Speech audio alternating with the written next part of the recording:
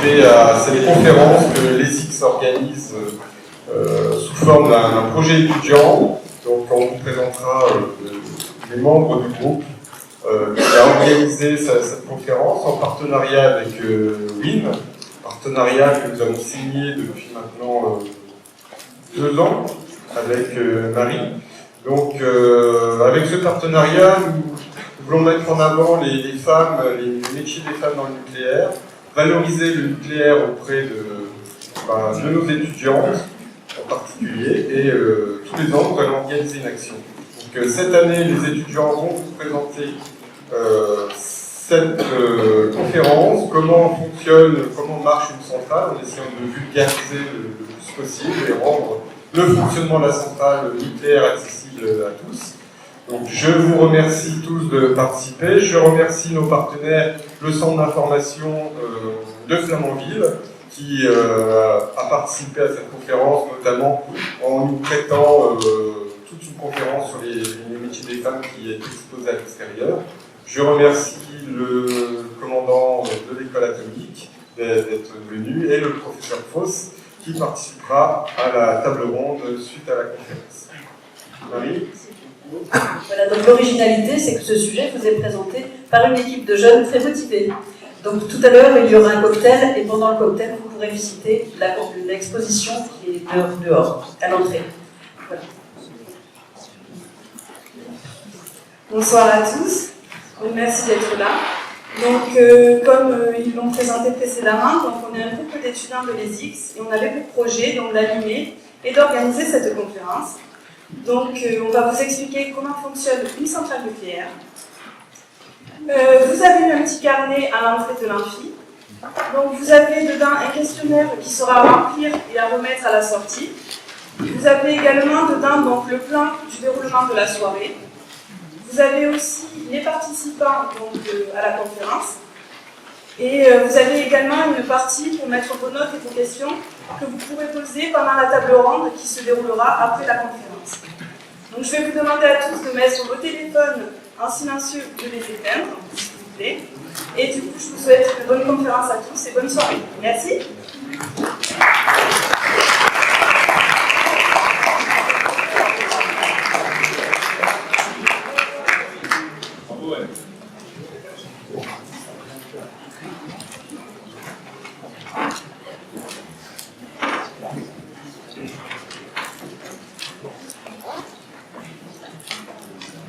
Donc, en introduction, nous allons voir la production et la consommation d'électricité en France. Donc, en France, nous produisons 550 milliards de kilowatts-heure par an. 73% de cette production est assurée par le nucléaire, 8% par le thermique à flamme, donc c'est ce qui correspond aux centrales à charbon, et 20% par d'autres moyens de production. En France, nous consommons 480 milliards de kilowattheures par an. 67%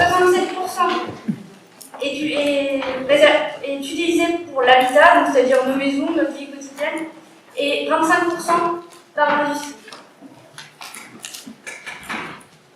Donc, on remarque une différence entre la consommation et la production d'électricité. Et donc, qu'est-ce qu'on fait de cette différence?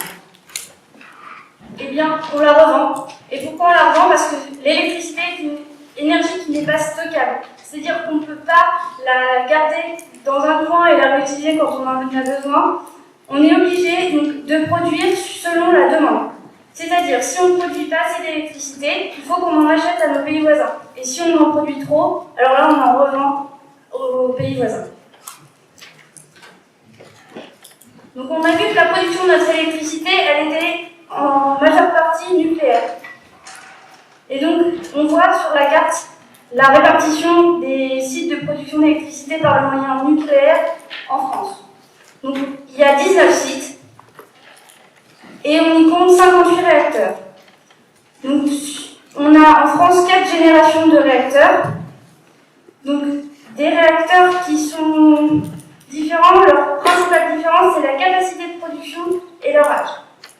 Donc, par exemple, les centrales, ici en bleu, ce sont les 900 MW. C'est-à-dire, excusez-moi, donc elles ont plus de 30 ans. Les 1300 MW ont entre 20 et 30 ans. 450 MW entre 10 et 20 ans. Et on a aussi l'EPR, donc qui produira 1650 MW et qui est actuellement en construction, donc près de chez nous à Flamanville.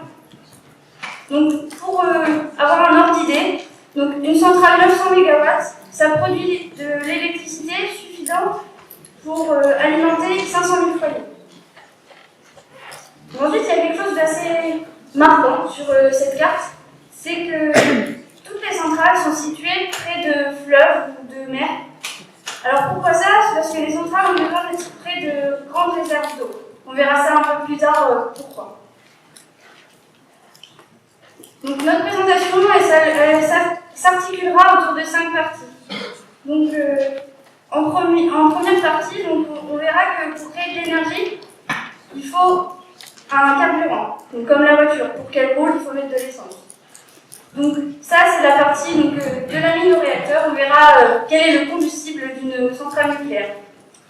Ensuite, cette énergie, on a besoin de la transformer. Et ça, c'est le rôle du réacteur nucléaire, donc comme pour le moteur de la voiture. Ensuite, on verra son fonctionnement, donc parce que comme une voiture, on a besoin de carburant, d'un conducteur et d'un garagiste. Donc, on verra tout ça dans la vie de la centrale. Ensuite, on a produit de l'énergie. Cette énergie, il faut l'emmener de la centrale jusqu'à vos maisons, vos interrupteurs. Et pour ça, on a un réseau de distribution et c'est ce qu'on verra ensuite. À la fin de cette conférence, on gardera un petit temps pour que vous puissiez poser vos questions et qu'on puisse échanger autour de ce thème. Alors ici, c'est un schéma, bon, il n'est pas très clair, mais enfin, pas très visible, mais on zoomera dessus à chaque partie parce que c'est le fil conducteur de notre présentation. Donc en fait, sur ce schéma, on y voit chaque étape de notre présentation, c'est-à-dire le combustible de son extraction jusqu'à son utilisation dans la centrale, donc en jaune. En orange, on voit que la centrale, eh bien, elle est exploitée, mais il y a d'autres choses à faire pour pouvoir la faire fonctionner. Ensuite, en vert, on verra la gestion des déchets. Et en bleu, on verra la distribution de l'électricité.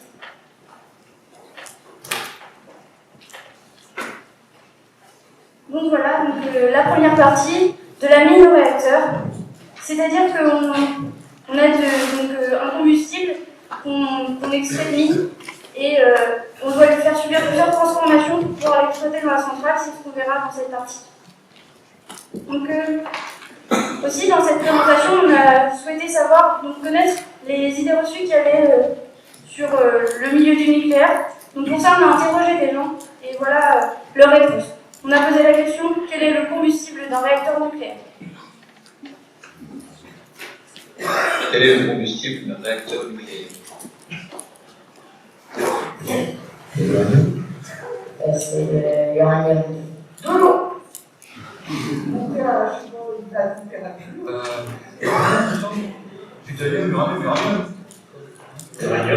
L'uranium, en général.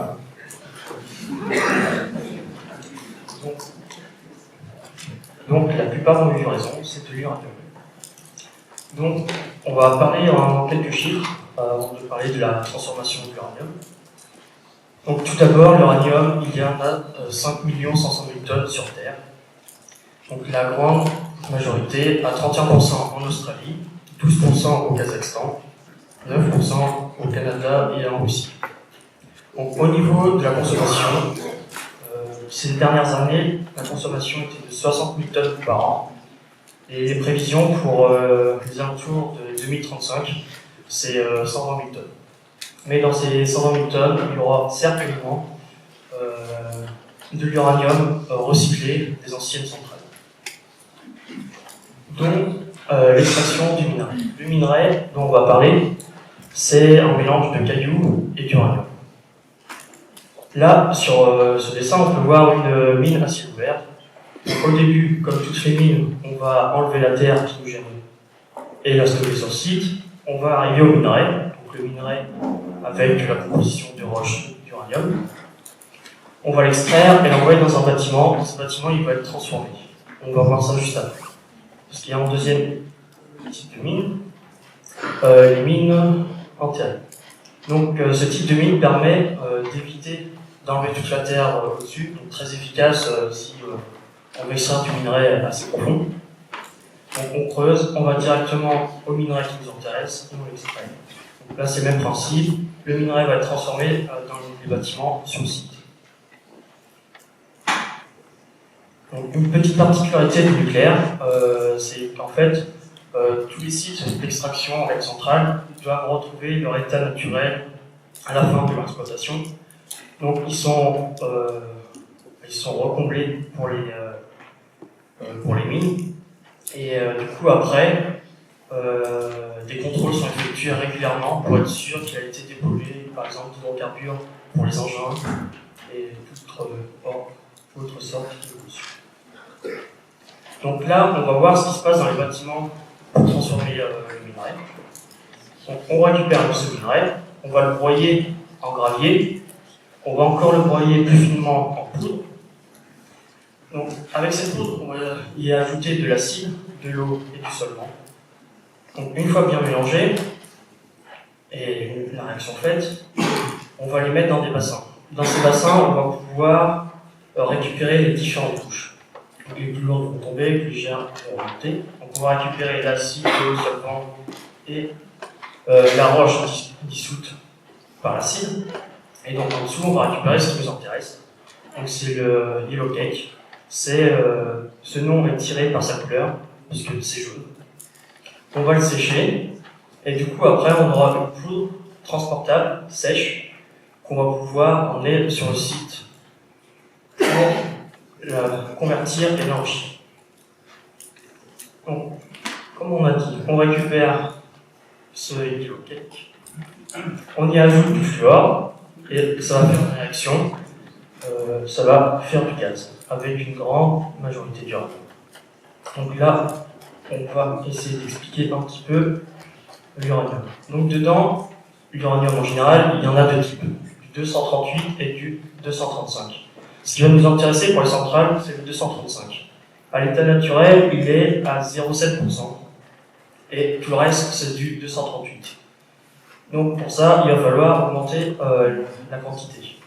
Donc on va le faire passer dans des centrifugeuses, des sortes de grands isomotasaires. Donc ils n'ont pas le même poids. Donc on va pouvoir les séparer. Et on va en sortir deux uraniums. Donc un uranium enrichi en 235 et un uranium appauvri en 235. Pourquoi?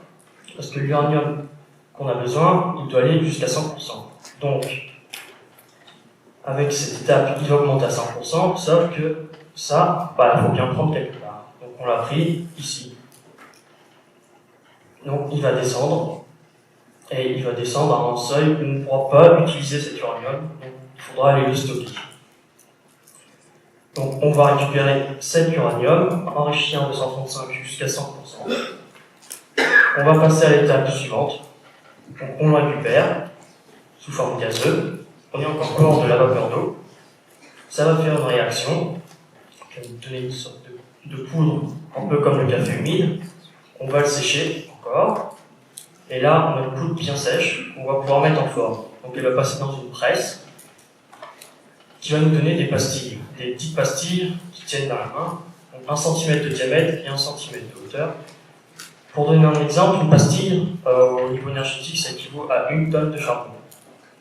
Donc ces pastilles, qu'est-ce qu'on va faire? On va les empiler dans un tube de 4 mètres de haut. Ce tube, après, une fois rempli, il va prendre l'appellation de crayon. Ce crayon, on va en assembler avec d'autres et on va faire un assemblage. Et du coup, cet assemblage, ça va être le combustible du réacteur nucléaire. Donc là, on a pu voir de la mine au réacteur. Maintenant, on va voir qu'est-ce qui se passe dans ce réacteur. Donc pour cela, on a posé pareil une question. Comment ça fonctionne un réacteur nucléaire? Une centrale nucléaire, comment ça marche? Eh bien, une centrale nucléaire, comment ça fonctionne? Grâce à l'uranium. Ça, je sais pas.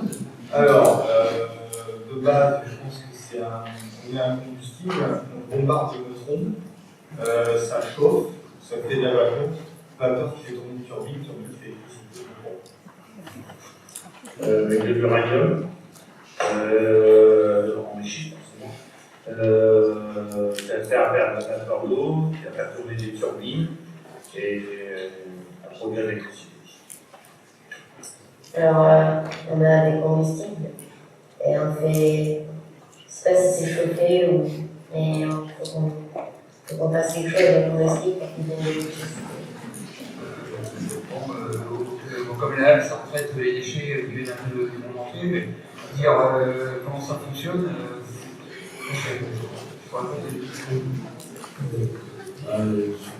ça fonctionne avec des énergies radioactives, comme l'uranium. Voilà. C'est des réactions chimiques, radioactives, des énergies.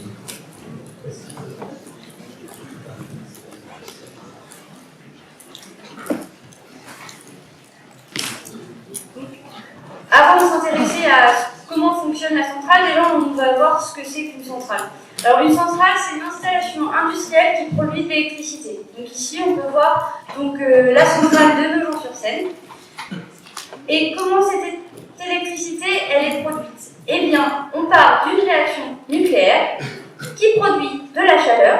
Cette chaleur, elle est transformée en mouvement, qui est transformée en électricité. Donc, une petite chose à savoir, c'est que le parc nucléaire français, tous les réacteurs sont de même technologie, c'est-à-dire que le principe de fonctionnement de toutes les centrales françaises est le même.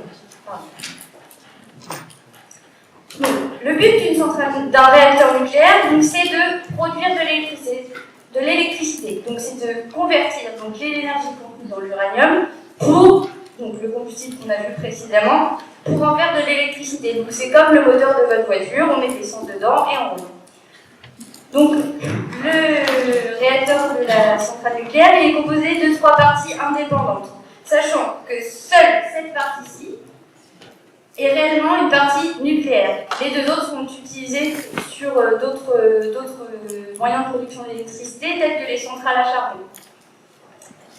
Donc ici en orange, on voit le circuit primaire. Donc l'eau circule dans ce circuit. L'eau elle est chauffée par le cœur du réacteur ici.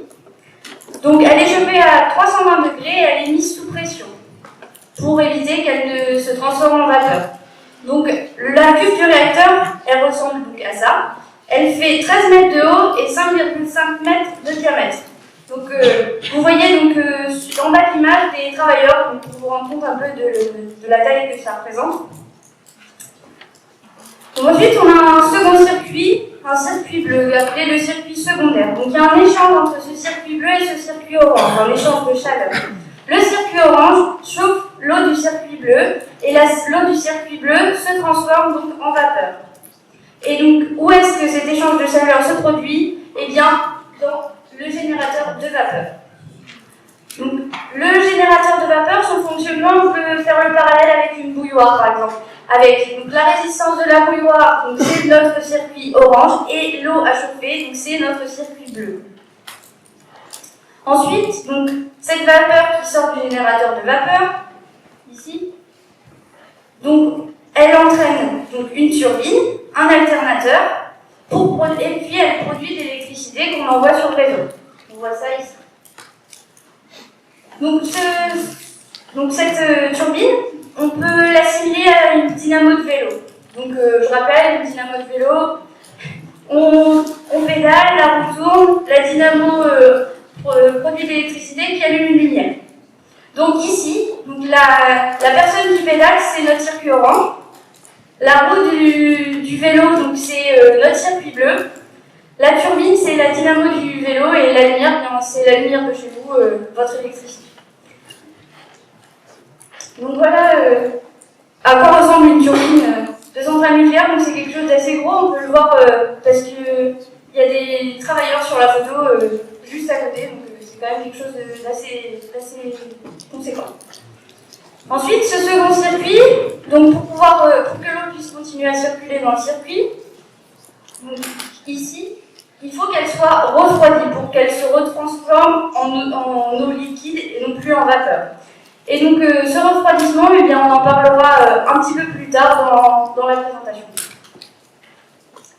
Donc l'eau, elle est chauffée, donc elle est chauffée par quoi? Par le cœur.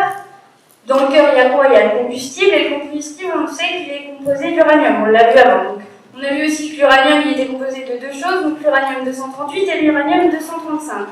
La partie qui nous intéresse, donc c'est bien l'uranium 235, et pourquoi? Parce que c'est le seul qui est capable de se casser. Et donc, le fait que cet atome d'uranium se casse, c'est ce qu'on appelle la fission. Et donc voilà, je vais vous expliquer comment se passe la fission et ses étapes. Donc tout d'abord, on a un neutron qui entre en collision avec un atome d'uranium 235. Donc l'atome d'uranium 235 se brise, produit de la chaleur et envoie quelques neutrons. Ces neutrons entrent à leur tour en collision avec d'autres atomes d'uranium, et c'est ce qu'on appelle la réaction en chaîne. Donc c'est ce qui se passe dans le cœur et qui permet de chauffer l'eau de notre premier circuit, le circuit en orange sur le schéma précédent. Donc tout à l'heure, rappelez-vous, je vous ai dit, le refroidissement c'était assez important. Donc pourquoi? Parce que le cœur du réacteur produit 3 kW d'énergie, 2 sont envoyés à l'environnement et 1 est envoyé donc, dans les lignes électriques.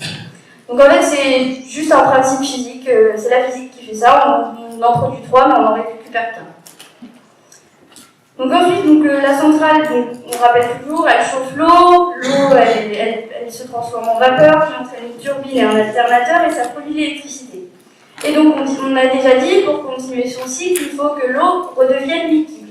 Eh bien, on doit la refroidir pour ça. Pourquoi? Parce qu'elle est pompée ici, et pour qu'on la pompe, il faut qu'elle soit liquide. Donc la centrale, on a vu qu'elle devait, sur des slides un peu avant, qu'il fallait qu'elle soit à côté d'une quantité d'eau suffisante.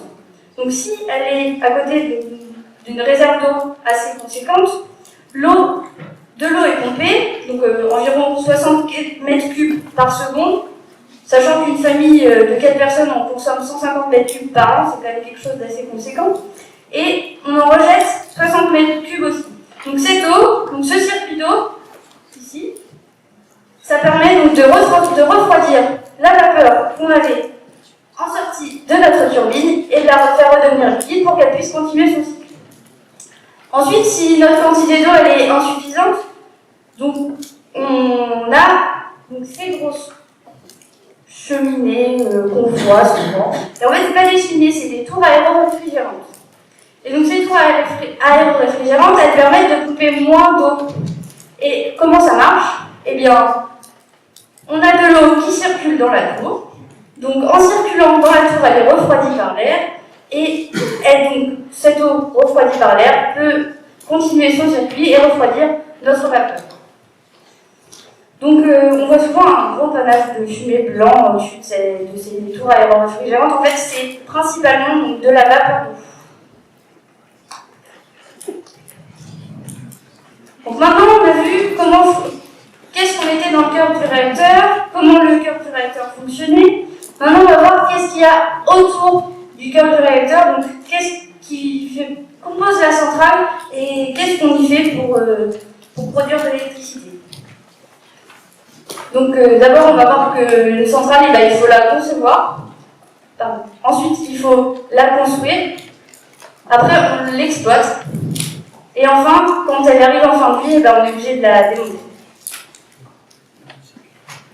Donc, on a posé la question à plusieurs personnes. Donc, à leur avis, quelle était la durée de vie d'une centrale nucléaire? Et voilà ce qu'ils nous ont répondu. Quelle est la durée de vie d'une centrale nucléaire?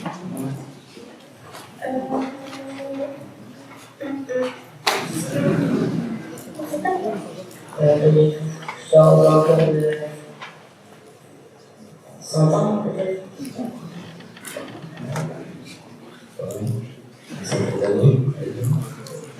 La durée de vie d'une centrale nucléaire, à mon avis, elle peut être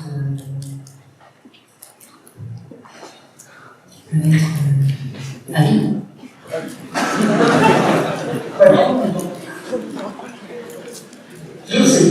décentralisation? Alors là, je dirais 30 ans. Normalement, elles étaient, comme Calarache, les premières, elles étaient prévues pour 30 ans, je crois, c'est ça.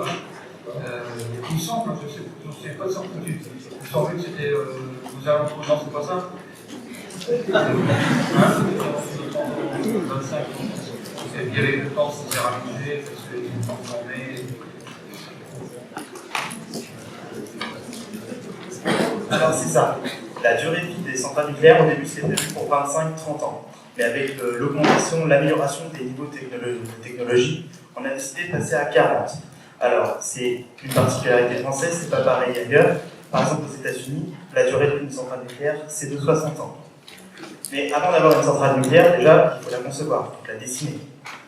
Au niveau mondial, on est à 160 réacteurs en projet dans le monde. La phase de conception, il y a 2 étapes clés. D'abord, on va avoir tout ce qui est l'avant-projet. Alors, l'avant-projet, on va avoir la définition des grandes idées de ce projet. Donc, notamment, quel type de réacteur est-ce qu'on va construire. Donc, on est bien d'accord que ça ne sert à rien d'acheter une Ferrari, c'est pour aller acheter du pain dans un village d'à côté. Donc, c'est pour ça. Quel type de réacteur on va construire? Est-ce qu'on va construire un réacteur de 900 MW, qui était le premier palier atteint, ou est-ce qu'on va construire un réacteur de type EPR à 1600 MW? Ensuite, on va étudier le site pour essayer de déterminer l'emplacement exact de la centrale. On a vu qu'il fallait beaucoup d'eau. Donc, pour ça, il va falloir privilégier des fronts de mer ou des fleuves. Et ensuite, dans cette phase d'avant-projet, on va avoir toute une procédure administrative pour obtenir le décret d'autorisation de construction de la centrale. En gros, c'est le permis de construire de la maison.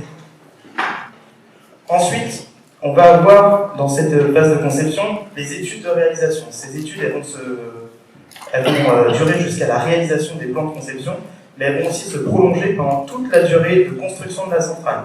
Pourquoi? Notamment en termes de sûreté, de mise à jour des documents. C'est au cas où on aurait des modifications à faire, on se rend compte de certains points, et bien on va modifier ces documents pour assurer la sécurité des travailleurs, la sécurité de la sûreté de l'environnement, etc. Alors, on va avoir comme type de métier dans cette phase de conception des ingénieurs d'études et des chargés d'affaires, notamment.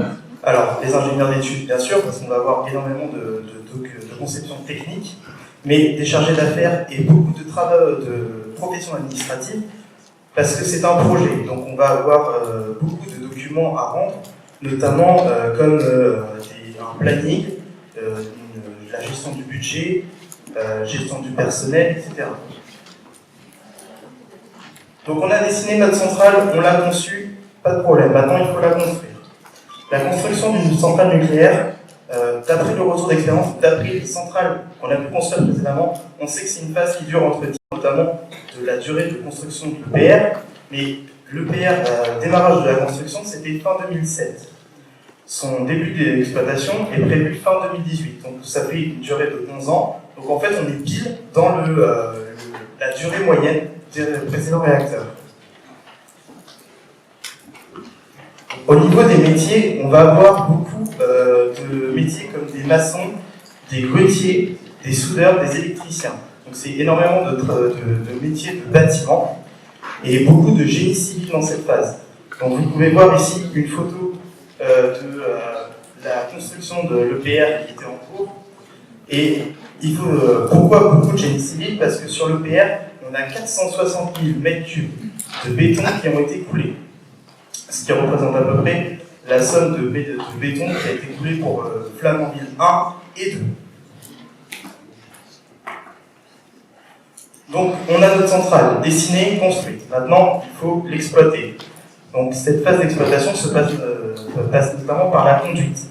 Donc pour ça, je vous propose d'écouter Gladys Boussard qui va nous parler de la conduite des installations nucléaires. En quoi consiste la conduite? Donc le service conduite, c'est le service qui est au cœur d'une centrale. C'est le service qui s'occupe de la conduite de l'installation, de gérer le fonctionnement de l'installation. Quelles sont vos missions au quotidien? Le service conduite est constitué en bureau. On a des opérateurs qui sont salles de commande et qui gèrent le fonctionnement de l'installation derrière des capteurs. Et on a des agents de terrain qui eux gèrent la conduite de l'installation sur le terrain, donc ils vont faire des relevés et des observations afin de garantir la sécurité. Et quelles sont les métiers? Ce qui nous fait dans les métiers, c'est le fait que tous les jours on a décidé qu'on a le même horaire, mais on n'a pas le même travail à faire. Et suivant la période de l'année et l'heure de la journée, les opérations ne sont pas les mêmes à faire. Et de plus, on travaille soit le matin, soit l'après-midi et même de nuit. Et donc, on côtoie différentes personnes. Et c'est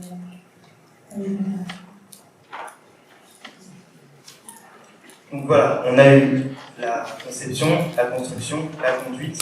Et maintenant, il faut parler de quelque chose de primordial dans le milieu nucléaire, c'est la sûreté. La sûreté nucléaire, c'est géré par l'ASN, l'autorité de sûreté nucléaire. Alors, ce groupe donc, est une autorité indépendante, que ce soit de l'État ou des industries. L'ASN est présente dans la centrale nucléaire dès le début, c'est-à-dire dès le début de la phase de conception jusqu'au démantèlement de la centrale. Notamment, pourquoi jusqu'à la fin du démantèlement, c'était pour rendre le site dans son état d'origine, comme on l'avait dit un peu plus tôt.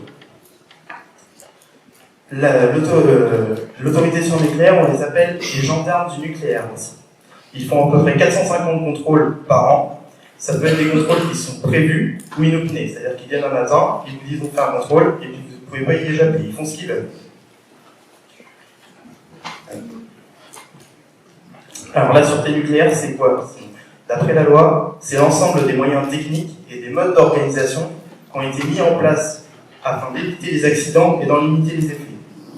Alors, au niveau des modes d'organisation, on va avoir toute une liste de procédures, des procédures de conduite lorsque la centrale se déroule normalement, et aussi des procédures à faire en cas d'incident pour limiter les effets, justement.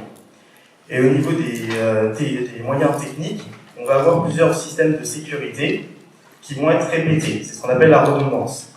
Par exemple, sur l'EPR, le niveau de redondance est de 4. C'est-à-dire qu'on va répéter 4 fois les systèmes de sécurité pour assurer un niveau de sûreté maximal. Donc on a la sûreté. Maintenant, on va parler un peu de la maintenance. Alors, la maintenance, dans une centrale nucléaire, il y a 3 niveaux. Il y a une maintenance qui est quotidienne, donc c'est la surveillance constante des équipements, notamment par le biais de capteurs. On va avoir une maintenance programmée également. Donc la maintenance programmée, c'est à peu près tous les 18 mois. Ça dure 5 à 6 semaines et on en fait dans cette phase notamment le rechargement en combustible d'une partie du cœur du réacteur. Et enfin, la phase la plus importante, c'est la visite décennale. Alors, c'est tous les 10 ans. On va vérifier, on va faire une inspection complète et détaillée de tous les équipements de la centrale. Il va, à l'issue de cette phase, même si on a tout qui est OK, il va falloir l'autorisation de l'autorité de sûreté nucléaire pour pouvoir redémarrer le cœur. De plus, pendant la visite décennale, il va falloir qu'on réévalue le niveau de sûreté, notamment en prenant en compte le retour d'expérience des 10 années précédentes. C'est pour ça, notamment, que lors des prochaines visites décennales des centrales nucléaires, on va prendre en compte le cas de Fukushima. Avec Fukushima, on a vu que on pouvait avoir plusieurs des cas exceptionnels, et donc on va monter le niveau de sûreté sur des points, notamment pour les séismes et les tsunamis. On va monter le niveau de sûreté des installations nucléaires pour ça. Alors maintenant, je vous propose une petite interview en direct avec Sébastien Mérez pour justement nous parler des arrêts de tranche, c'est-à-dire les arrêts du cœur du réacteur. Bonjour à tous, bonsoir. Donc, est-ce que vous pouvez nous parler un petit peu des arrêts de tranche, comment ça se passe? Alors, je vais reprendre un petit peu l'analogie de la voiture, parce que je vois que ça parle un petit peu à tout le monde. Donc, comme tu l'as dit à l'instant, il y a principalement 3 types d'arrêts sur les centrales. Donc, il y a, on va dire, l'arrêt qui ressemble un peu au plein de la station-service. On fait le minimum et on repart pour un nouveau cycle. On va ensuite avoir un arrêt qu'on appelle visite partielle. Donc, là, on va dire que c'est la révision des 20 000 km. Et on va ensuite avoir, comme tu l'as dit, la visite décennale qui va être, on va dire, les 120 000 km où on change beaucoup de pièces et ça fait très mal au portefeuille. C'est un peu l'idée. Durant ces différents types d'arrêts, on va avoir en gros 3 types de maintenance. Donc, on va avoir la maintenance préventive, qui va être un peu l'équivalent des changements de pneus quand ils sont usés. Donc on s'aperçoit que ça va bientôt poser problème et on change, un cycle régulier. On va avoir également la maintenance corrective. Donc on a cassé une ampoule, on a identifié ce genre de problème, donc on va remplacer ça lors de l'arrêt. Et à la fin, on va également avoir des contrôles réglementaires. Donc ça va être notamment tous les circuits, donc, l'explication qui est au début sur le circuit primaire, les essais de pression, etc. C'est un petit peu le contrôle technique de la voiture. Donc on y passe pour le coup la centrale tous les 10 ans. Et également des contrôles réglementaires plus réguliers à tous les arrêts, mais de moins grande importance. Pour finir, je vais un tout petit peu expliquer comment ça s'articule au niveau national pour les différents arrêts de tranche. Donc au début, ils ont précisé qu'il y avait 58 tranches en fonctionnement actuellement en France. C'est quelque chose qui s'organise, les cycles sont à peu près tous les mêmes pour tous les réacteurs, donc il y a des plannings qui sont faits plusieurs années en avance pour arriver à avoir les ressources humaines en place au bon endroit, au bon moment. Donc c'est principalement des prestataires qui vont faire ces différentes maintenances, donc qui tournent sur des plateformes géographiques. Les réacteurs sont un petit peu répartis par plateforme en France. Et en termes de personnel, ça peut être très important suivant les arrêts. Ça peut, pour une tranche, je crois, chez EDF, c'est environ 600 personnes, personnel EDF à l'année. On double, voire sur des très grosses révisions, on triple ce chiffre en termes de personnel. Voilà. Merci beaucoup. Donc, on a vu de la mine au réacteur, donc la création du combustible. On a vu le fonctionnement de la centrale, la vie de la centrale, et maintenant on va s'intéresser à ce qu'il y a après. C'est-à-dire qu'est-ce qu'on fait une fois que la centrale a terminé de travailler et qu'est-ce qu'on fait des combustibles qu'on a déjà utilisés.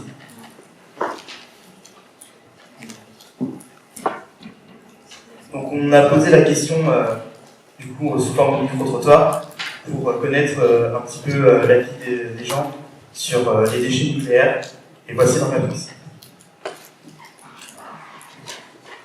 Qu'est-ce qu'un déchet et comment sont-ils stockés? Je pense que tout ce qui reste après la réaction qui a servi à créer l'énergie pour créer l'électricité. Un déchet radioactif, c'est la matière qui peut vivre dans le pays, et c'est des fonds. Un déchet radioactif,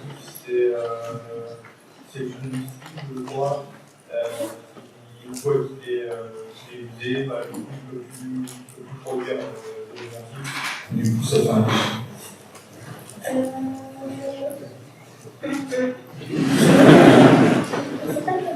Et une fois que l'uranium est usé, on va dire dépourvu de sa matière, Oui, là, ils sont gérés comment? C'est un drame, c'est qu'ils les gèrent, donc ils les stockent, c'est un drame. Et la gestion, je ne sais pas, en tout cas, je sais le maintenant, si on les fûts en béton, armés, enfin, très épais d'ailleurs, pour éviter la diffusion de la radioactivité, mais c'est déchets.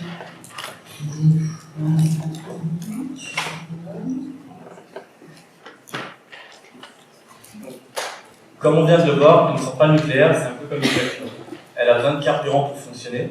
Tout au long de sa vie, elle a besoin de réparation et il faut qu'elle passe au contrôle technique. On peut alors se demander que devient la centrale nucléaire en fin d'utilisation.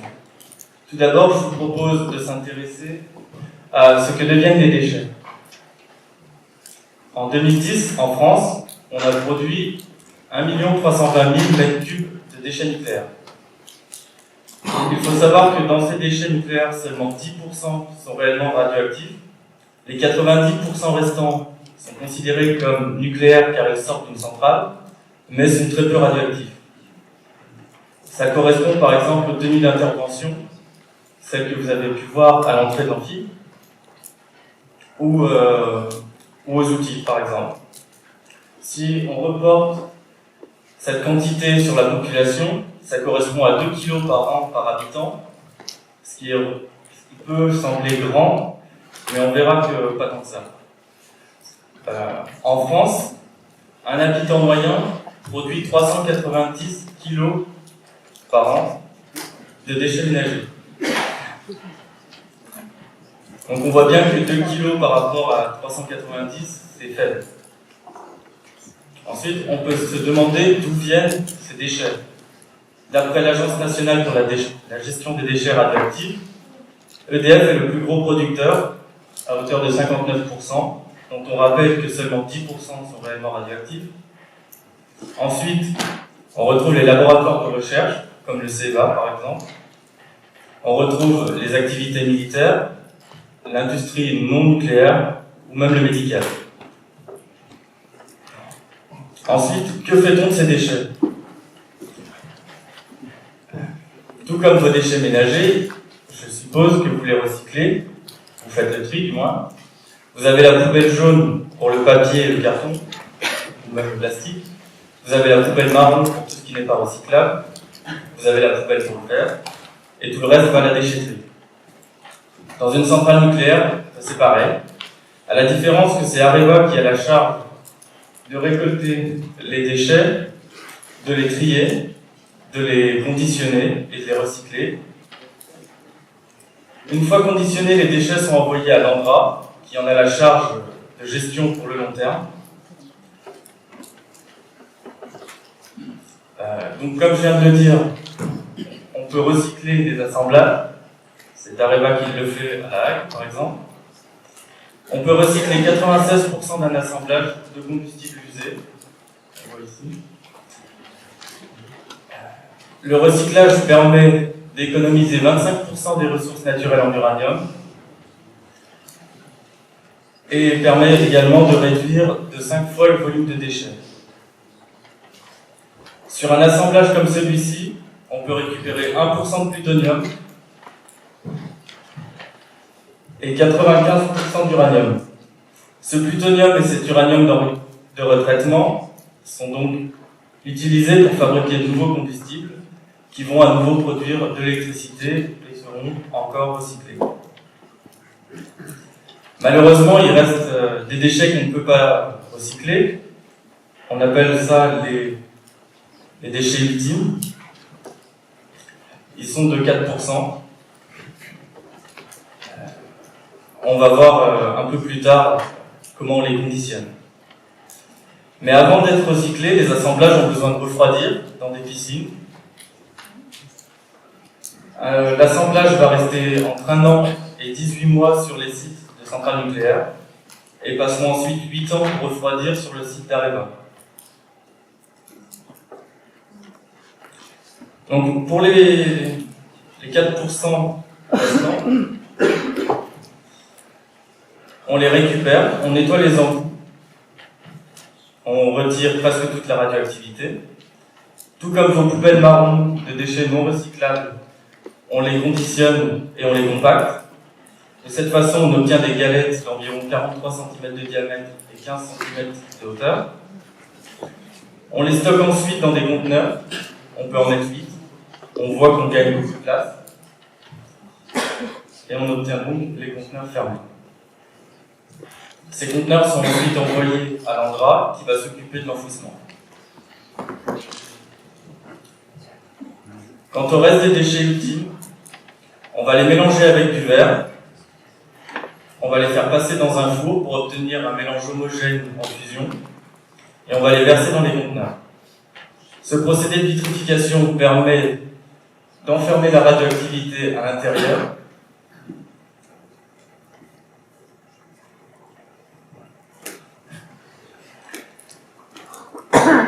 Une fois conditionnés, les produits de fission sont stockés, ou plutôt plutôt entreposés sur les sites à La Hague, dans des puits qu'on voit ici.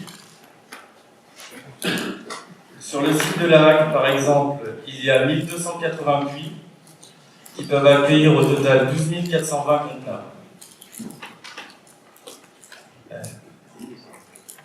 On peut voir que les techniciens se baladent librement sur les puits d'entreposage sans protection particulière. Donc, comme on l'a dit, la matière radioactive reste confinée dans le verre et les rayonnements sont bloqués par le béton.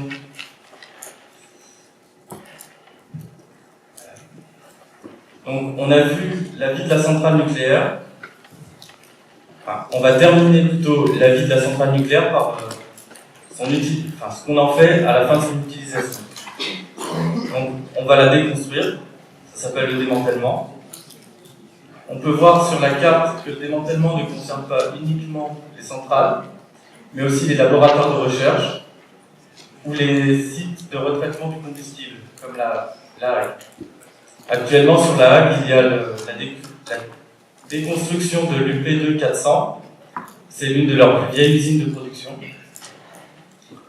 Il faut savoir que cette déconstruction n'aura aucun impact sur l'emploi de la région. Donc, le démantèlement, c'est un procédé long, complexe et très coûteux. Il se compose de 3 grandes étapes.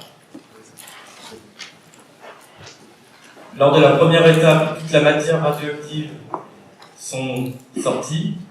On vidange les circuits d'eau. Ainsi, on retire 99% de la matière radioactive. Ensuite, on place l'installation sous surveillance.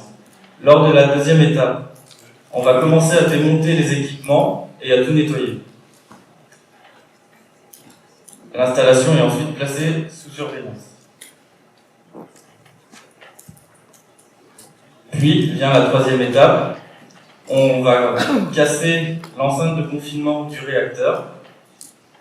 C'est une étape très délicate parce qu'il ne faut pas mettre en danger les travailleurs ni l'environnement pour toujours confiner la matière radioactive. On utilise régulièrement des appareils télécommandés pour éviter d'envoyer des personnes directement au contact.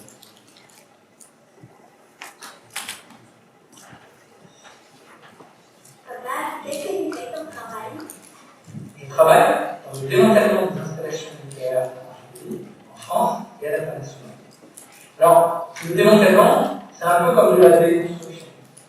D'abord, il faut reprendre les déchets anciens et les mettre en œuvre. Ensuite, il faut nettoyer entièrement les bâtiments pour enlever la radioactivité. Et enfin, il faut découper les équipements, et souvent également les bâtiments, pour remettre les sites comme ils étaient avant. Et qu'est-ce que tu peux faire dans ton travail? C'est un métier très varié. Je travaille avec plein de gens très différents. Des gens qui sont dans des bureaux, qui font des études, des gens sur les chantiers, et des spécialistes de nombreux domaines. Puis sur le terrain, il faut penser à la sécurité des gens. Parfois, il faut utiliser des robots. Et il faut connaître plein de techniques très différentes. Et à l'international, il faut s'adapter en plus à la culture de chaque pays. Tu vois, pendant la conférence, je serai au Japon. Je regarde dans la période. Donc là, on vient d'écouter Jean-Michel Chabeuf, professionnel du démantèlement.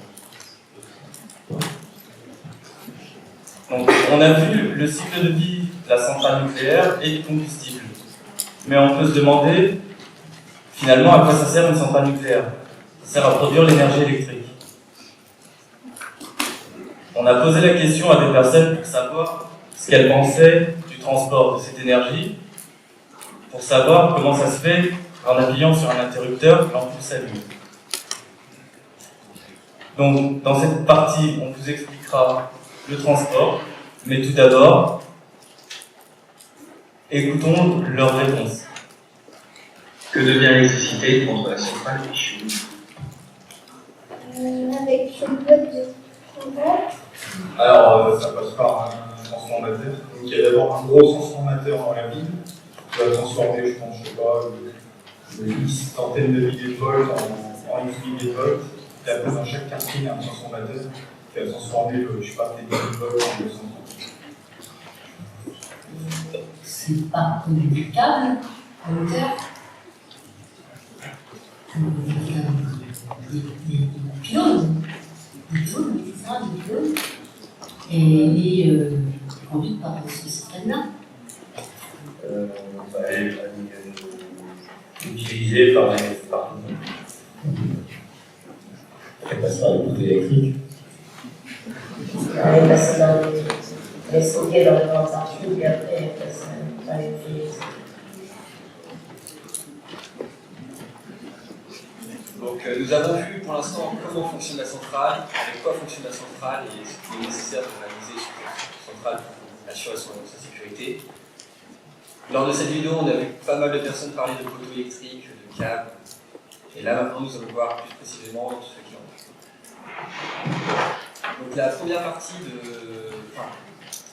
l'électricité est produite sur les sites de production tels que les centrales électriques, nucléaires, charbon, gaz, le parc éolien, le parc hydraulique et les panneaux solaires à une tension environ de 20 000 volts. Ensuite, elle est utilisée chez vous aux alentours de 220 volts. Nous allons voir quelles sont les différentes étapes et quelles sont les différentes modifications qui sont faites sur cette électricité pour arriver jusque chez vous. Donc nous voyons ici un schéma du réseau de distribution générale avec le premier étage qui est la production. La première étape donc va être d'augmenter la tension de cette électricité grâce à des transformateurs. La tension va passer de 20 000 volts à des valeurs pour atteindre 400 000 volts. Cette électricité est ensuite envoyée sur le réseau de distribution, le réseau de transport. C'est un réseau qui est très important, qui recoupe l'ensemble du territoire français. Les nombreuses lignes électriques sont reliées entre elles grâce à des postes d'interconnexion qui vont permettre d'assurer la bonne connexion et la bonne distribution.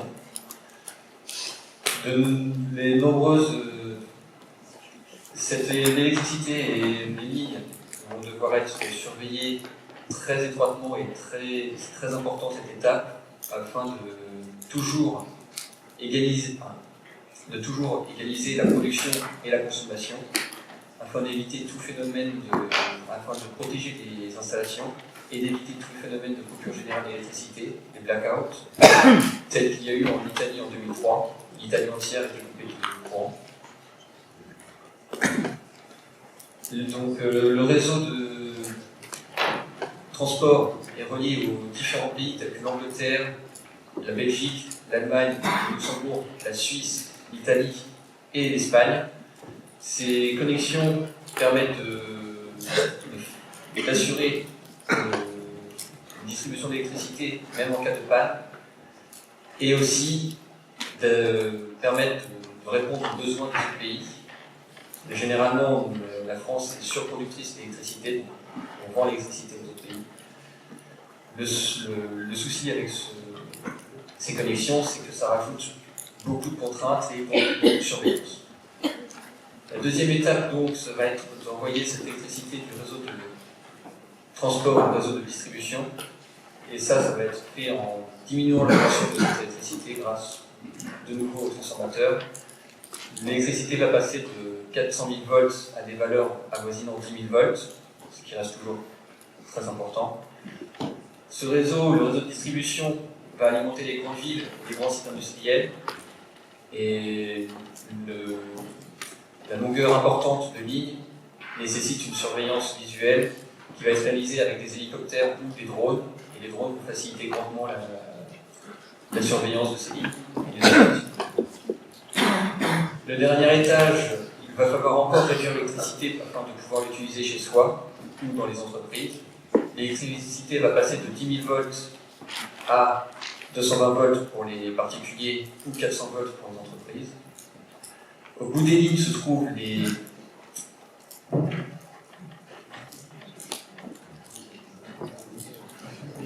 compteurs électriques. Les compteurs électriques vont permettre aux différents fournisseurs d'électricité de mesurer et de vous faire payer le volume d'électricité que vous avez consommé pendant l'année. Les compteurs d'électricité sont relevés tous les 6 mois environ. Et avec ces nouveaux compteurs d'électricité Linky, ERDF espère pouvoir suivre au mieux la consommation électrique immédiate des personnes afin de mieux répondre aux besoins de mieux répondre aux besoins des consommateurs et d'assurer une meilleure stabilité du réseau. Donc ici, nous avons la carte du réseau de transport d'électricité de RTE, c'est une filiale de EDF, parce que tout le système électrique est géré par des filiales d'EDF. Donc le réseau de transport, on peut se rendre compte qu'il est très étendu et très important. Il ressemble beaucoup au réseau autoroutier, et c'est d'ailleurs son but, c'est de transporter facilement l'électricité partout en France. La longueur totale de câble est équivalent à peu près 100 000 km, ce qui équivaut à 2,5 fois le tour de la Terre. C'est un réseau extrêmement important, qui est extrêmement dense, qui permet de recouvrir totalement la France et de répartir au mieux les centres de production d'électricité. Donc la connexion avec les 7 pays se fait grâce à différents câbles sous-marins ou aériens. Donc, comme je l'ai dit précédemment, comme on le précédemment, ces connexions permettent d'assurer une bonne répartition d'électricité aussi avec les pays européens et de répondre à leurs besoins. Le contre-coup, par contre, de cette importante longueur de câble, c'est la perte qui est entraînée avec ces câbles. C'est d'ailleurs pour ça qu'on augmente la tension jusqu'à des valeurs de 400 000 volts, afin de réduire au maximum ces pertes. Actuellement, elles sont ça dépend de la période de 2 et 3,5% de pertes, et ce qui est à peu près équivalent à 11,5 milliards de kilowattheures par an. Donc, comme je l'ai dit, le réseau de transport et l'électricité doivent être surveillés étroitement. Et c'est pour ça que nous avons des personnes telles que Élise Morel, qui est à peu près l'équivalent de bison futé de l'électricité. Elle va s'assurer que l'électricité est bien répartie sur l'ensemble des territoires. Donc nous allons écouter son témoignage. Avec les dispatchers, c'est la gestion en temps réel du flux d'électricité dans les ouvrages haute et très haute tension. On regarde si le courant passe correctement et on vérifie que n'importe quel incident sur notre réseau n'ait pas d'impact sur le reste des consommateurs. La majeure partie de mon travail, c'est anticiper. On a un simulateur. Et donc avec ce simulateur, je vais pouvoir connaître l'état de mon réseau en envisageant la perte d'un ouvrage. Alors un bon dispatcher, c'est un dispatcher qui a le sens de l'anticipation, donc le sens de l'analyse et de la synthèse. Et c'est aussi quelqu'un qui est capable de gérer les incidents. Donc il faut rester calme en toutes circonstances. Et il faut avoir un bon sens de la communication. On a plein d'interlocuteurs différents, et donc il faut adapter son langage à la personne qu'on a en face de soi. C'est quelque chose de très intéressant, mais pas forcément évident. Eh bien, merci de votre attention. Merci de votre attention, de votre écoute. Nous espérons avoir été assez clairs et avoir pu répondre au maximum de vos questions. Maintenant, je vais passer le micro à Madame Kirchner qui va animer l'interview.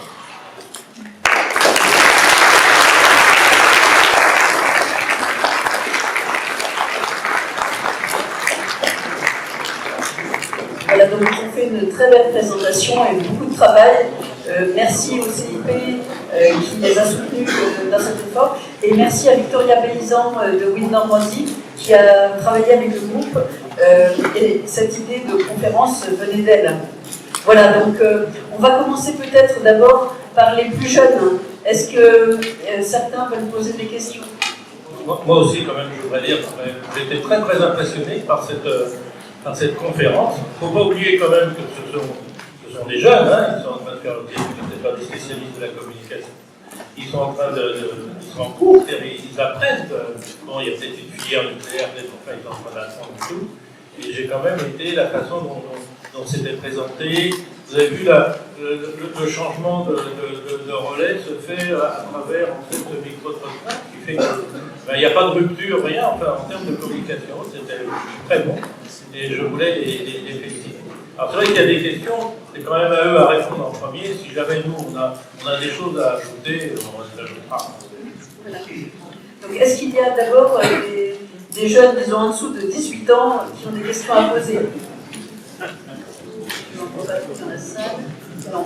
Donc, s'il y en a? Ah oui.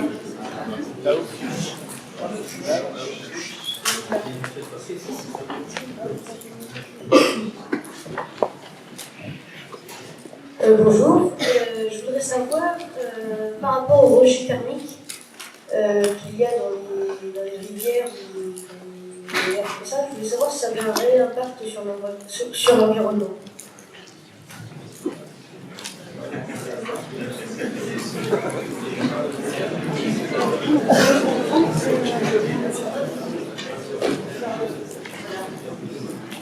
Alors en fait, ces relais sont réglementés et en fait, il faut rejeter dans l'eau. Donc c'est pour ça qu'il y a deux types de systèmes. Il faut que l'eau, elle ne faut pas réchauffer l'environnement si tu veux.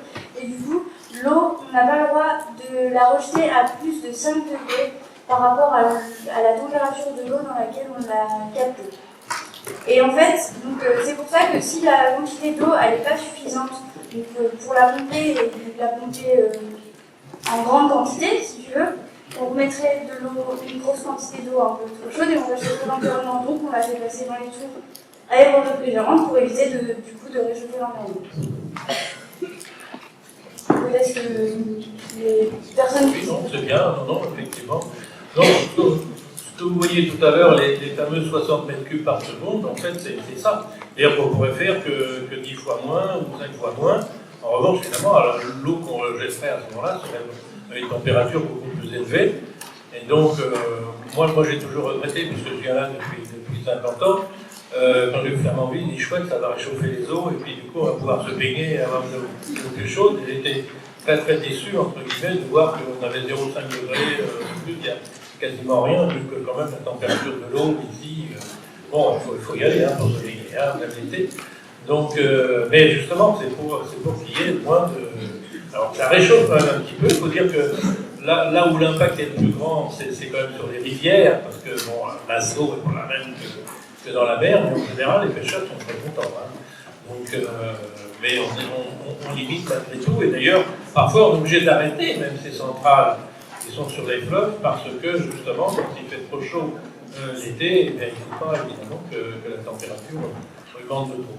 C'est pour ça que je pense que l'avenir est plutôt dans les centrales de bord de mer, où on s'affranchit quand même un petit peu plus de ce point délicat.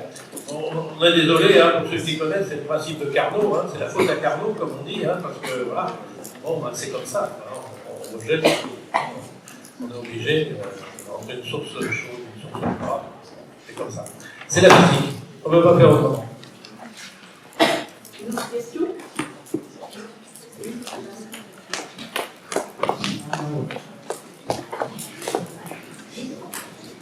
Comme il y a la vapeur d'eau qui sort des cheminées, on va dire, est-ce que ça peut se transformer en nuage comme les nuages, ça fait un peu de vapeur d'eau? Est-ce que ça peut aller dedans? Absolument.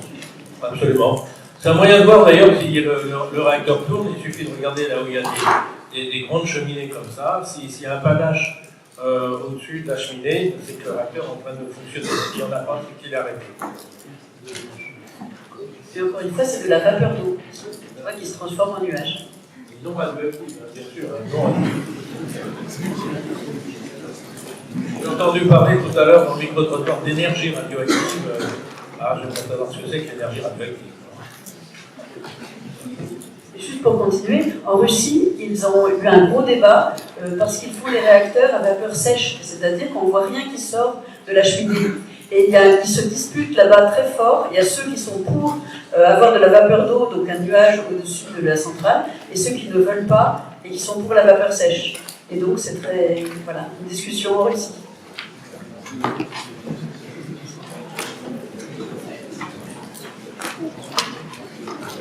Peut-être les moins jeunes maintenant.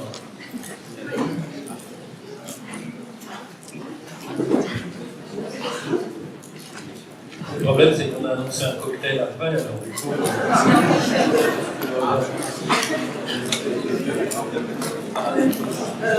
Une question d'un jeune, là.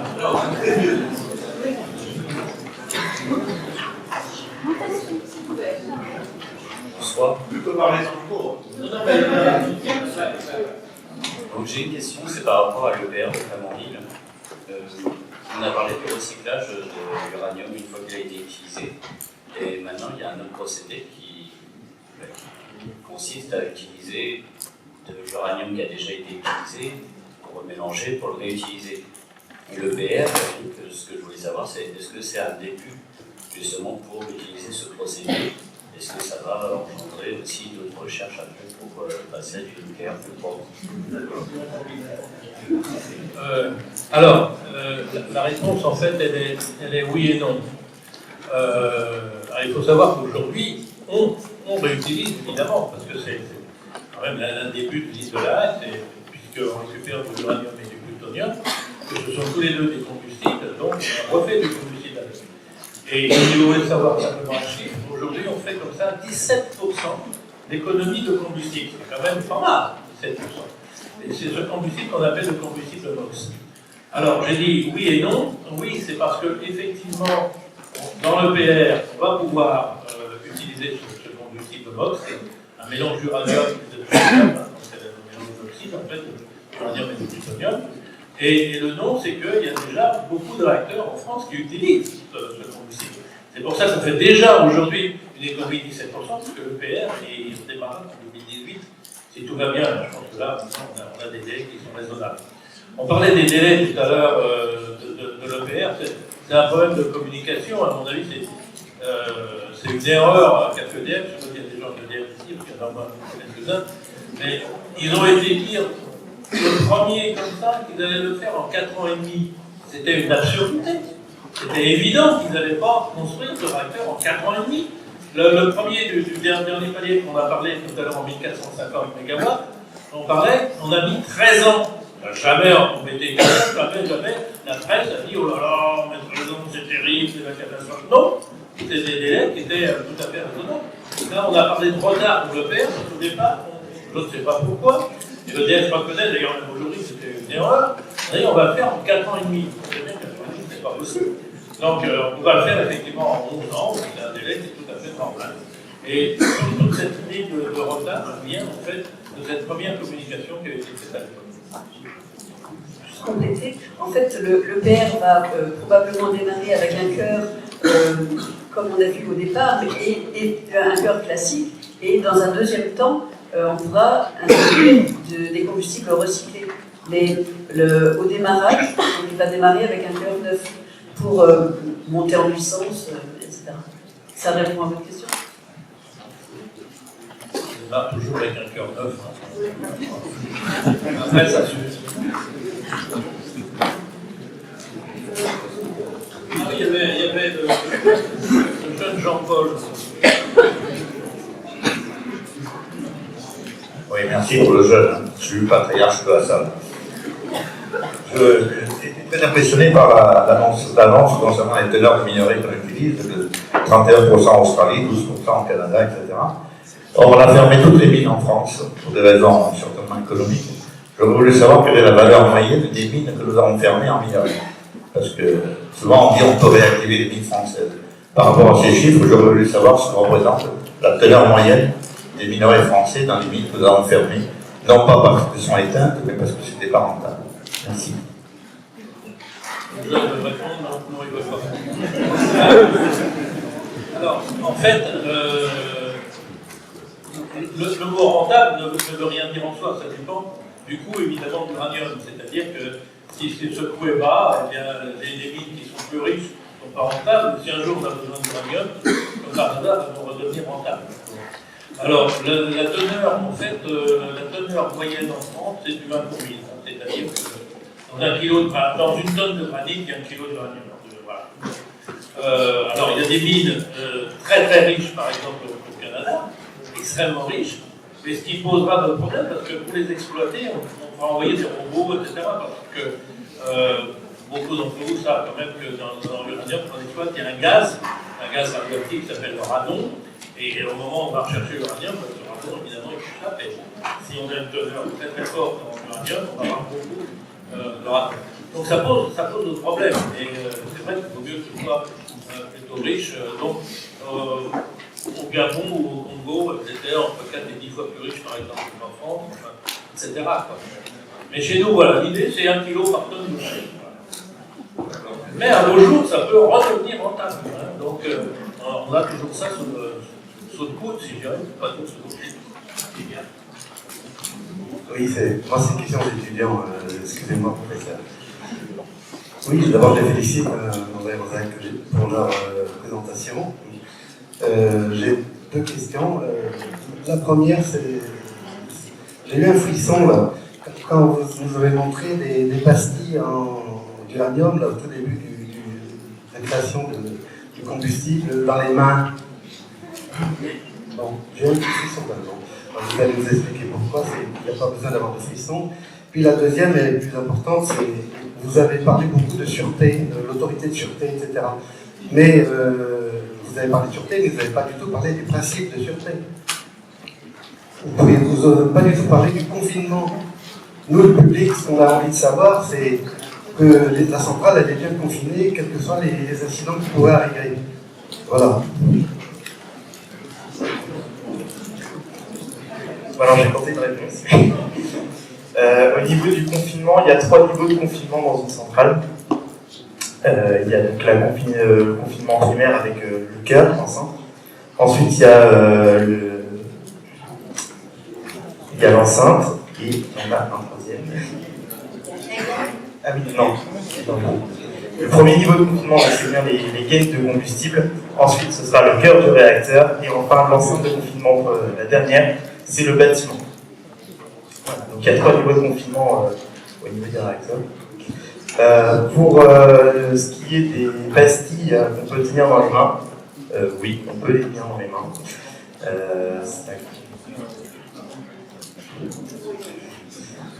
Donc on peut les tenir dans les mains avant qu'elles soient utilisées. Donc.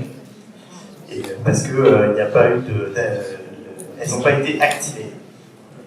C'est-à-dire qu'elles n'ont pas été lancées. Je ne sais pas si ça répond à la question. Oui. Une autre question?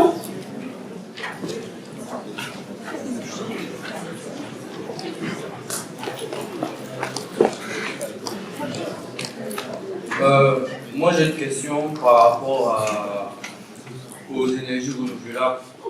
J'aimerais savoir si l'avènement des nouvelles énergies peut entraîner la réduction des centrales nucléaires.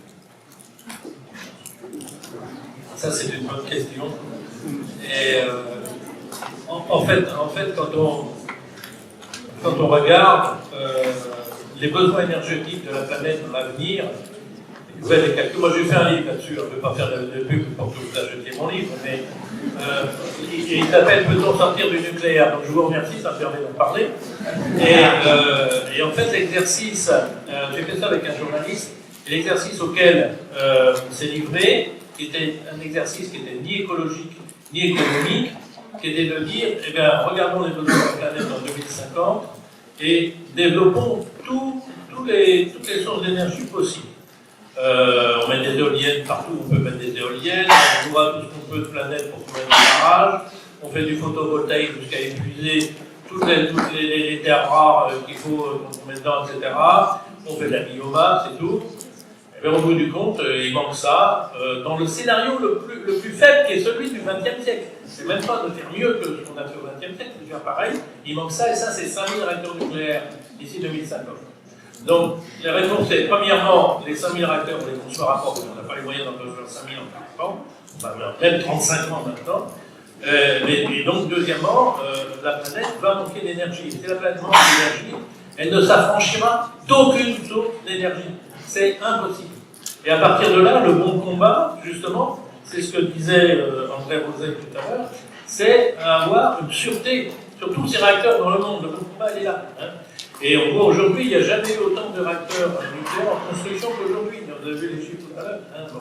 La Chine en particulier, c'est la moitié des réacteurs en construction, rien que la Chine. Bon.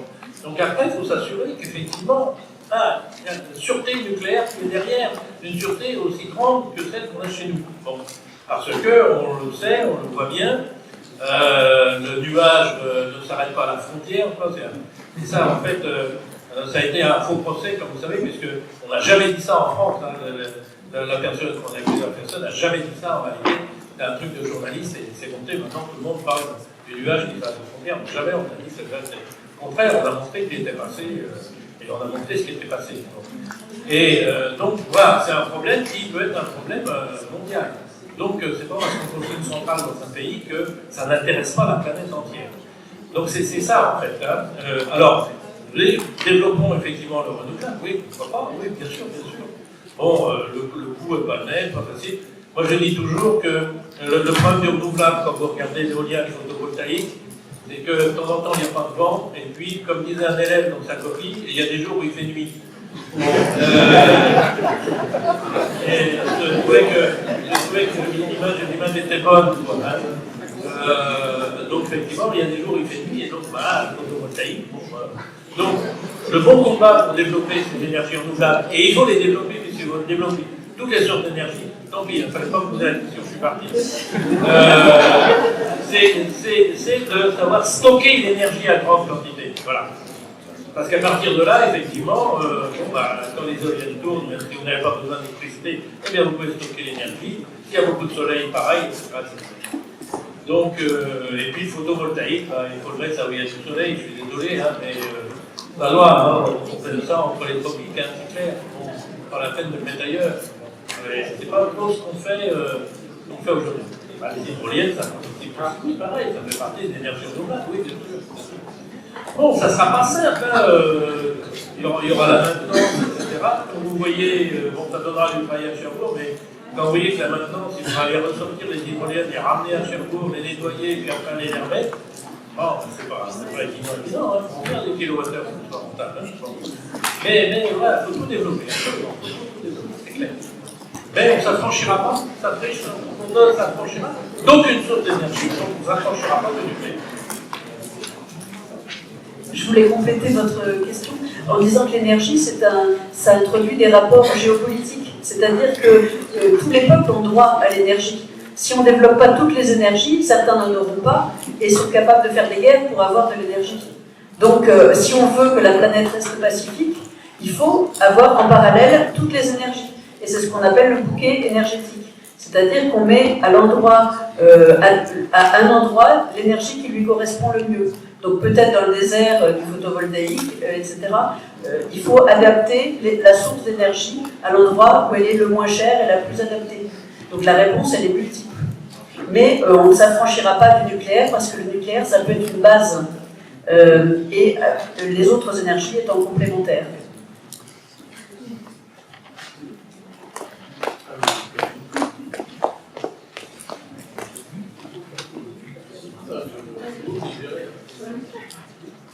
On a vu qu'on pouvait réutiliser 96% du combustible usé. Qu'en est-il du recul qu'on a sur le box usé?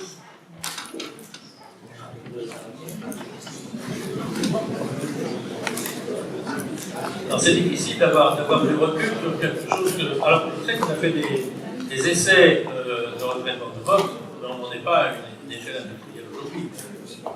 Bon, donc il faut effectivement le reculer. Alors, le 96% est un peu osé quand même, parce que, en revanche, ce qui est clair, c'est que, de toute façon, même dans la pauvrerie, vous avez encore de l'uranium 235. Hein. Donc, ça veut dire que, globalement, on retombe sur la rentabilité tout à l'heure. Aujourd'hui, on ne donne pas le coup, effectivement, d'aller le rechercher. Mais si un jour on en a besoin, on a les stocks, la planète entière, du coup, effectivement, aussi, a des stocks. Mais, moi, encore une fois, j'étais prof, hein, j'ai jamais travaillé ni pour Areva, ni pour EDF, etc. Mais je trouve que, globalement, retraiter le combustible usé, c'est quand même, et écologiquement et économiquement, quelque chose qu'il faut faire. Pourquoi? Parce que quand vous voyez des pays comme les Scandinaves qui vont stocker leurs tonnes de combustible comme ça à vitam aeternam, c'est quand même dommage, quoi. Là-dedans, vous avez effectivement de l'uranium, vous avez même du plutonium, ils stockent le plutonium, du coup. Hein, c'est dommage de ne pas aller rechercher. Alors, ce qu'il faut savoir, on va faire un petit peu un cocorico, ça fait du bien de temps en temps quand même, c'est que, moi je suis physico-chimiste au départ, et tout ce que vous avez vu, c'était mon cours. Hein. Enfin, je fais encore un petit peu de temps en temps, mais bon, j'arrive à 70 ans, donc j'en fais de moins en moins. Mais la chimie, c'est la plus belle chimie. Elle est magnifique, parce que vous avez un mélange de toutes les propriétés chimiques de la classification périodique, vous avez tout. Hein. Vous avez en plus la radioactivité qui s'en mêle, et c'est pas rien comme radioactivité.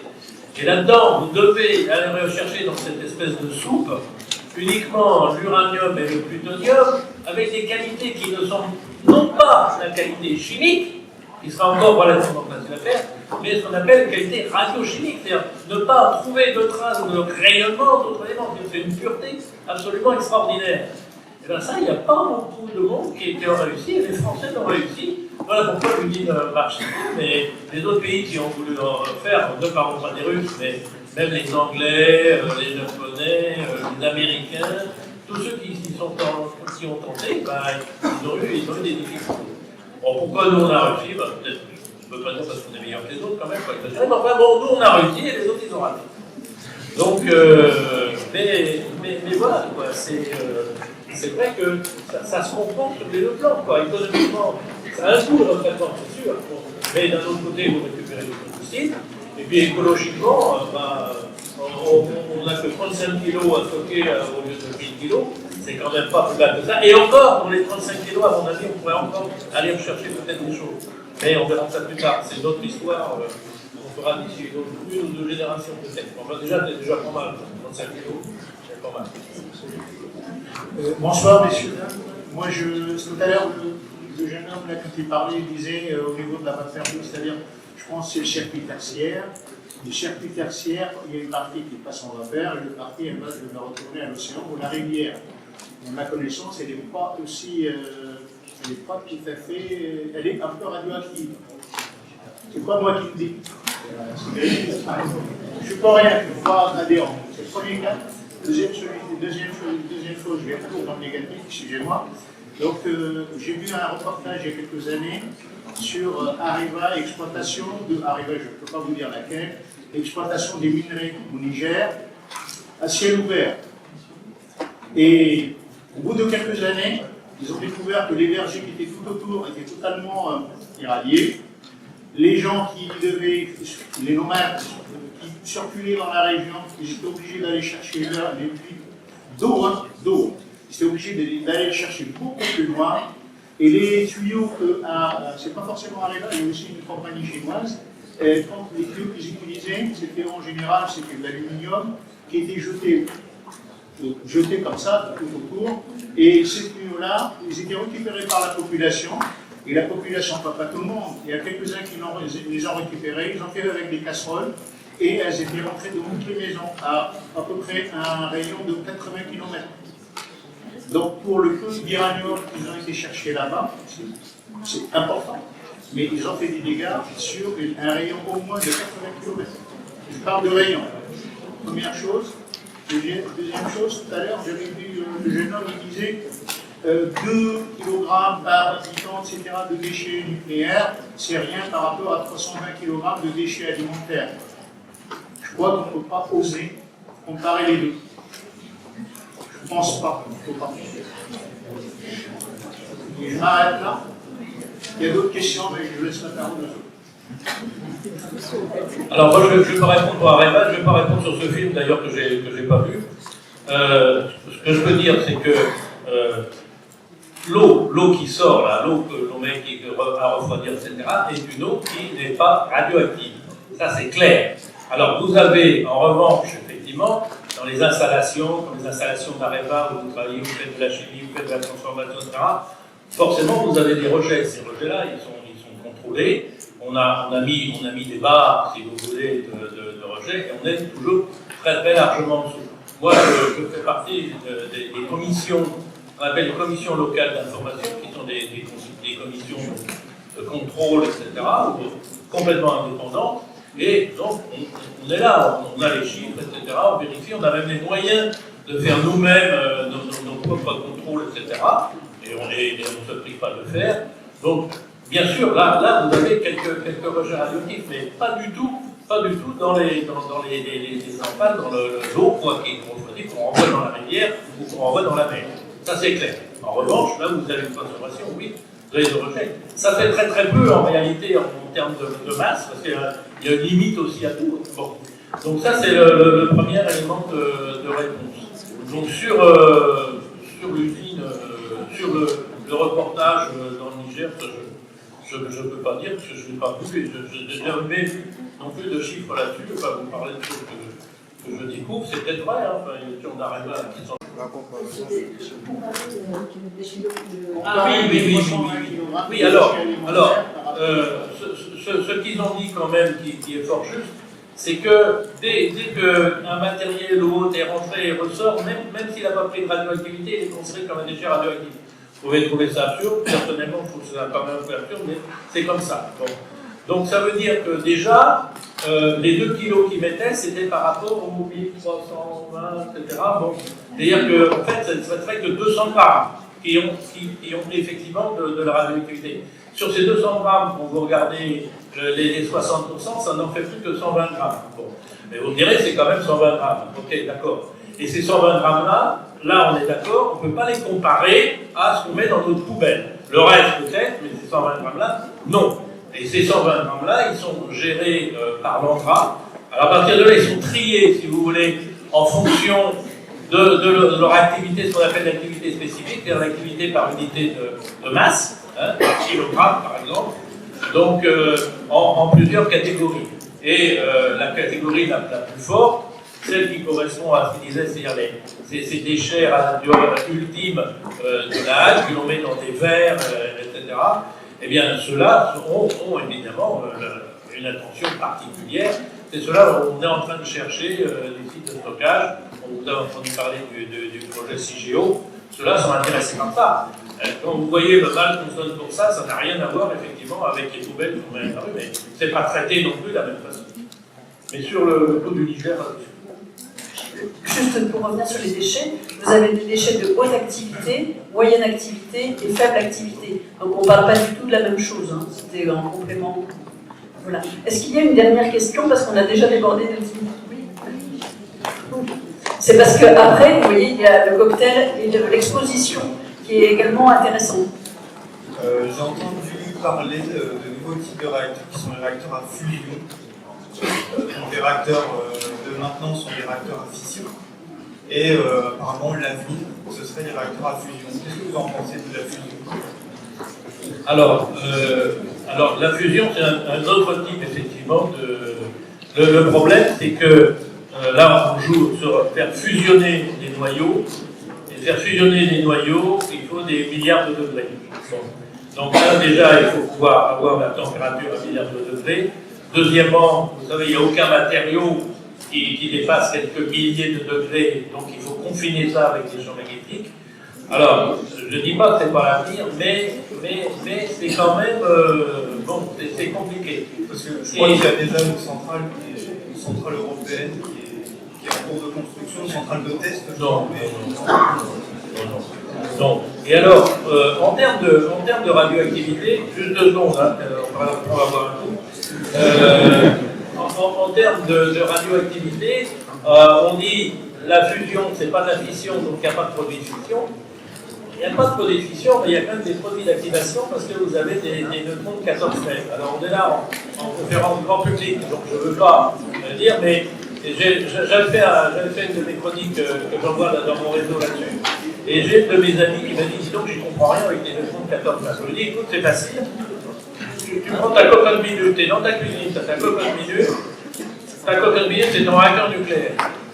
Si c'est un réacteur à fission, toute la radioactivité reste dans la cocotte minute. Si c'est un réacteur à fusion, ben c'est foutu neutrons, ils vont foutre le corps et ils vont te mettre de la radioactivité partout dans ta maison, etc. Et alors après, pour aller la rechercher, c'est quand même autre chose. Je dis voilà la différence. Bon, donc vous voyez, c'est pas la panacée non plus, quoi. Donc, alors c'est parce qu'on dit, bon, il y a beaucoup d'hydrogène, il y a beaucoup de deutérium, etc. C'est vrai, mais il faut du lithium aussi. Et le lithium, il n'y en a pas beaucoup. On est en train déjà de le bouffer avec toutes les piles qu'on est en train de faire, on met du lithium dedans. Le lithium, c'est un élément qui est extrêmement rare sur la planète. Et donc, bon, c'est pas si simple que ça. Donc, bon, moi j'ai été chercheur toute ma vie, je ne vais pas vous dire qu'il faut faire de recherche, il faut croire en la recherche, il faut avoir foi dans la recherche, dans la vie. Mais ça ne va pas être simple. Il faut le faire quand même. Il faut continuer à chercher. Ça ne va pas être simple. En fait, je voulais que le groupe revienne pour clore cette... voilà. En fait, oui, mais ils vont revenir. Donc, en fait, voilà. Voilà.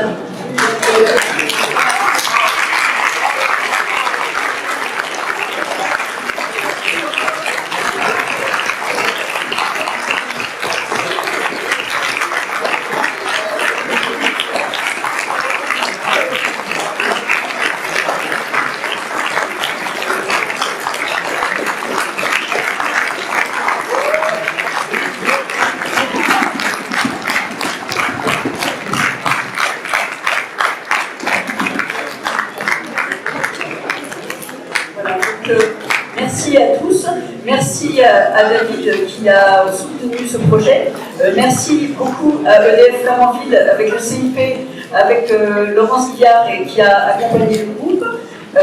Merci à tous ceux qui ont témoigné dans le micro-trottoir parce qu'il fallait du courage, en direct également, et donc qui ont donné ce très beau résultat.